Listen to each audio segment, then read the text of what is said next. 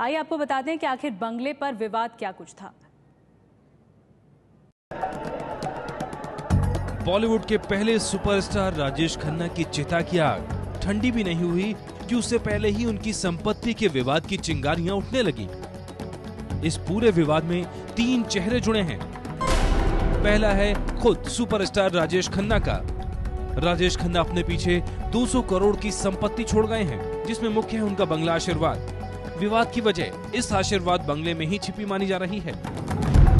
इस विवाद में दूसरा नाम है राजेश खन्ना के परिवार का, यानी पत्नी अभिनेत्री डिंपल कपाड़िया का। लेकिन तीसरा नाम है 50 साल की अनीता आडवाणी का। आप भी हैरान हो रहे होंगे कि यह नया नाम इस विवाद से कैसे जुड़ गया। अनीता का दावा है कि वो राजेश खन्ना के आखिरी सालों में उनके बेहद करीबी रही हैं। उन्होंने एबीपी न्यूज से दावा किया कि वो राजेश खन्ना को करीब 30 साल से जानती हैं और पिछले 10 साल से दोनों के संबंध बहुत गहरे हो गए थे। जानकार भी मानते हैं कि पिछले कुछ सालों में पेस्ट्री सर्किल में अनीता आडवाणी राजेश खन्ना की गर्लफ्रेंड के तौर पर पहचाने जाने लगी थीं। लेकिन इस बात को न तो कभी राजेश खन्ना ने स्वीकार किया और न ही अनीता के मुंह से इस बीच में ऐसा कोई बयान आया। लेकिन कहा जाता है कि पिछले 10 सालों में अनीता का राजेश खन्ना के बंगले आशीर्वाद में खूब आना जाना था। लेकिन अब इसी आशीर्वाद पर छिड़ गया है संग्राम। राजेश खन्ना के बंगले को लेकर दावा करने वाली अनीता आडवाणी का आखिर रिश्ता क्या रहा और कौन है अनीता आडवाणी, आइए आपको बताते हैं। ये है अनीता आडवाणी।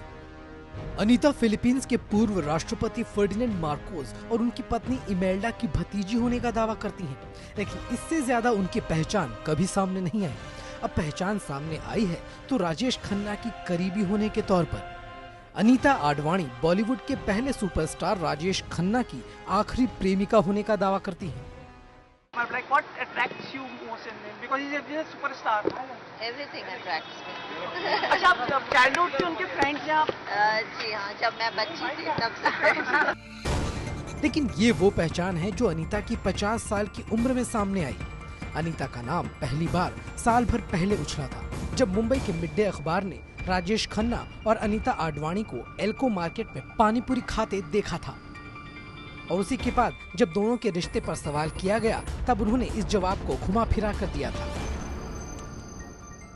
मैं उन्हें लंबे समय से जानती हूँ, हम अच्छे दोस्त हैं। सिर्फ दोस्त? मैं प्यार करती हूँ, कौन नहीं करता। लेकिन राजेश खन्ना के निधन के बाद अनीता पहली बार खुलकर सामने आई और खुद को राजेश खन्ना का करीबी बताया। अनीता का कहना है कि राजेश खन्ना के आखिरी सालों में वो उनके साथ थी और उन्होंने ही उनकी सेवा की। वे वो दे ऑल इतने साल कहाँ थे जब मैं उनके साथ थी, अच्छे बुरे वक्त में। मैंने तो किसी को नहीं देखा। हाँ। नहीं, लेकिन आप कब से साथ थी? क्योंकि लोग तो कुछ नहीं कुछ, लेकिन अनिता जी कुछ लोग ऐसा सोचेंगे कि गुमनाम थे, ये थे, अचानक कैसे सामने आए। आप कब से साथ थी उनके? मेरे को हो गए 10 साल। हाँ। जी, उनके साथ।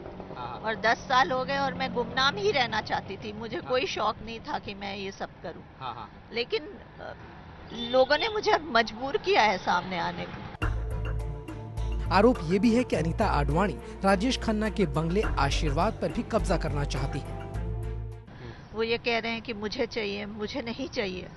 मैं चाहती हूँ काका जी का ड्रीम पूरा हो। उनका ड्रीम था कि इसको म्यूजियम बनाए और हम लोगों ने उसको बैठ के सजाया था म्यूजियम के तौर पर ही। इसलिए मैं चाहती हूँ जो पब्लिक का है, जो वो चाहते थे कि पब्लिक आके उसको महसूस करे, उनको महसूस करे उस घर में। जो पब्लिक ने उनको दिया है वो उनको वापस देना चाहते थे। मैं वही चाहती हूँ। मैं अपने लिए कुछ भी नहीं चाह रही हूँ उसमें। मुझे आशीर्वाद से कोई, मैं चाहती हूँ आशीर्वाद उनकी अमानत है, पब्लिक की अमानत है और वो म्यूजियम पर बस। अनीता आडवाणी का आरोप है कि उन्हें राजेश खन्ना के आखिरी वक्त में दूर कर दिया गया, यहाँ तक कि उनके जनाजे में भी शामिल नहीं होने दिया गया। ट्रक से उतार दिया गया। मुझे बोला गया कि आप फैमिली नहीं है। हाँ। तो फैमिली मैं नहीं हूँ तो फिर कौन? इतने साल कहाँ थे सारे लोग? अनीता आडवाणी ने राजेश खन्ना के परिवार पर कई तरह के आरोप लगाए हैं, लेकिन खन्ना परिवार अब तक इस बारे में चुप है। उन्होंने अनीता आडवाणी के आरोपों का अभी तक कोई जवाब नहीं दिया है।